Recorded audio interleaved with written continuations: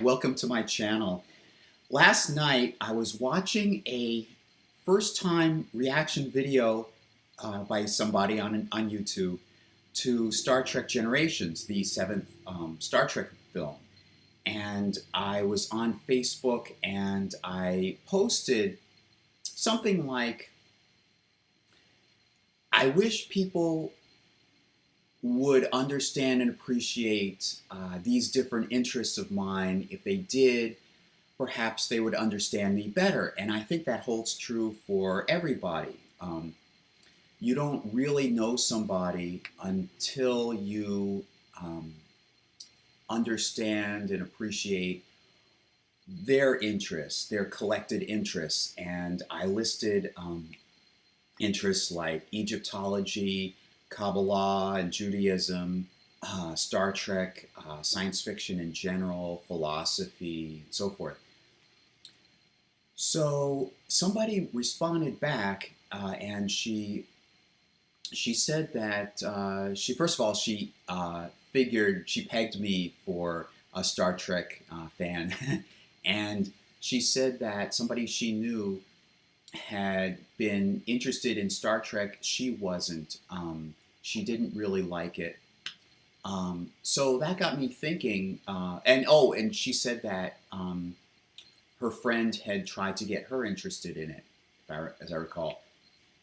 So that got me thinking about something in Kabbalah, and a warning, actually. All right, so a little bit about Kabbalah and how it pertains to this. Kabbalah is of traditions and texts that's deeply rooted in Judaism. The two are intertwined. It gives an interpretation, a mystical, symbolic understanding of what's in the surface texts of Judaism, especially the five books of Moses. So within Kabbalah tradition, there is the diagram of what's called the tree of life, or it can take the form of a humanoid form or of a tree, but it's what it is really is a network of sephirot. A sephirah, I could say sphere, is a container of light. And so it's a network arranged in a specific pattern where the lines in the network connect these sephirot. And the light flows through the network. All right, so, but I want to talk about, not that I believe this literally exists, but philosophically, in some sense, it does exist philosophically, metaphysically. You have two columns, and then you have a column of balance in the middle. Now, one column, I don't remember exactly which column is which. This image is reversed, so it's awkward, but one column is outpouring, and the other column is restraint. And it exhibits itself in three different levels. The top level being the mind, the middle level being, and that's equated with the head, and the middle level being equated with the two arms, and the lower level being equated with the legs. And the lower level relates to interaction with other people. I'm not quite clear on what the middle level relates to. The top level is the mind, your internal thought process. There's the middle level, and then the bottom level would be your interaction with other people in the outside world. And then, and speaking of outside world, it channels down to a central sephirah, which then relates to actually interacting with the outside world. And of course, the bottom sephirah is the outside world. There's a lot more to it. Fascinating a lot more fascinating stuff to it. But so one level is outpouring, the one column is outpouring, the other column is restraint. And the top part relating to the thought, the mind, the mental level, the outpouring is referring the vessel that's located within the outpouring column in the mental level relates to a flood of thoughts, a conceptualization of something, like a brilliant. It's like when you have a brilliant idea, a flash of insight all at once, and so it takes its counterpart across in the mind, in the restraint column, to channel it and filter it and restrain it so that it can form a structure. And then that middle column, if you picture it triangularly, you have the restraint and you have the outpouring and the restraint, and then in the middle column beneath it, like a triangle, that's conceptualized as the child of these two parts. One is mother and the other is father. That is the gestation of the idea, where it's fertilized and takes root, and you need to structure it. You need to give it limitations in order to give it form. So that's on the mental level.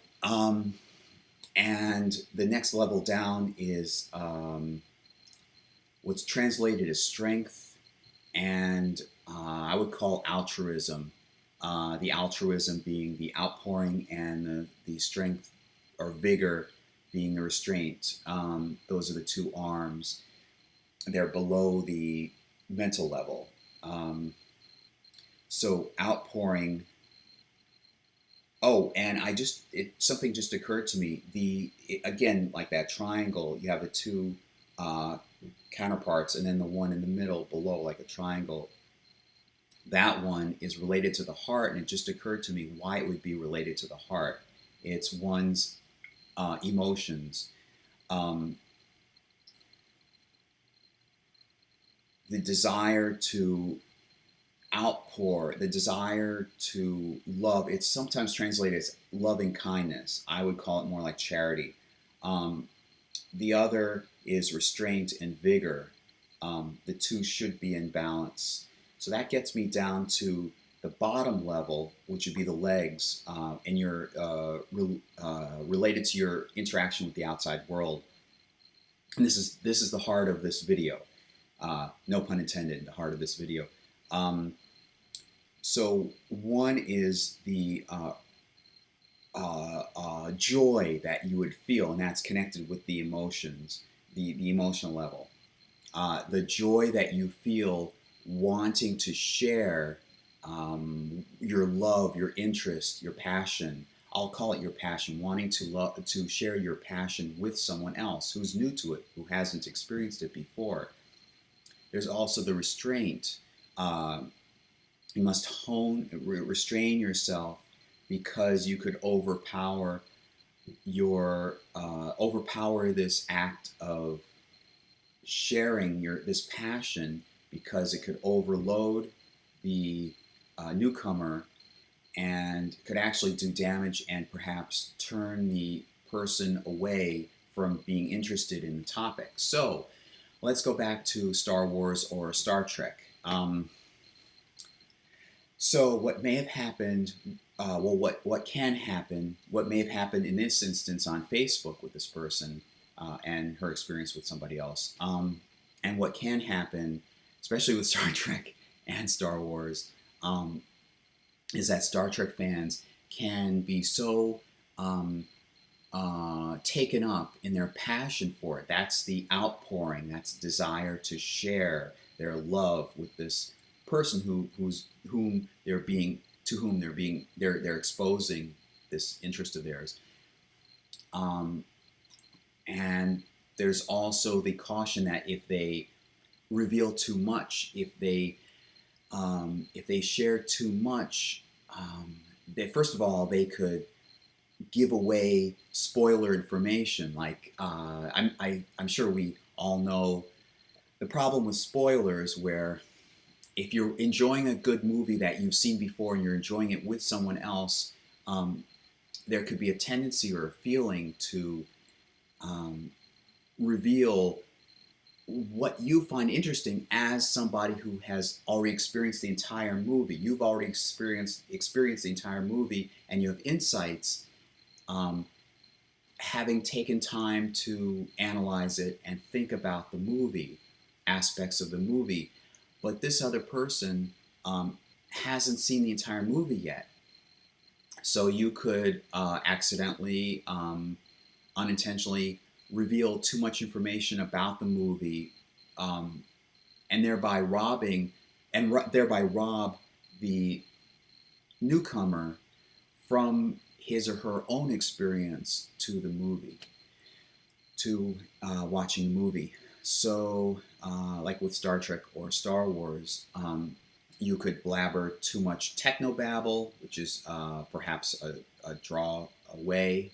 I could see how that could happen. You could too much technical babble, Star Trek lingo that would be foreign to this newcomer. You could also hype up the excitement of certain scenes to the extent that somebody new to it is taking in your excitement and not his or her own, not enjoying and not letting his or her own enjoyment fully flourish or develop, gestate, so to speak. So you must keep the restraint and the joy of sharing a passion in balance. And like that triangular arrangement I was talking about, the mental level and the emotional level, you have the outpouring and you have the restraint as counterparts, and then the bottom part is called Yesod, and that leads directly into the bottom Sephiroth, which represents the outside world. So I did want to go on very long. I think this explains my idea, and I will. I have some ideas for other videos coming up. I have an exciting. It may come out tomorrow. It may come out next week. I have an interesting idea for a video about different facets of my identity that coalesce into a personality. As a Jew, as somebody who's interested in film, as somebody who self-identifies in terms of the personality type of an ENFP, an extrovert, intuition, feeling, perception person, one of the 16 personality types, and as a nomad, generational archetype. Within the there's a theory. There are four generational archetypes, and they go one, two. They sequence through, and then they start over again. So I want to talk about that in a future video. Also, I may talk about in another video. I may talk about 3 dysphorias that I've experienced through life.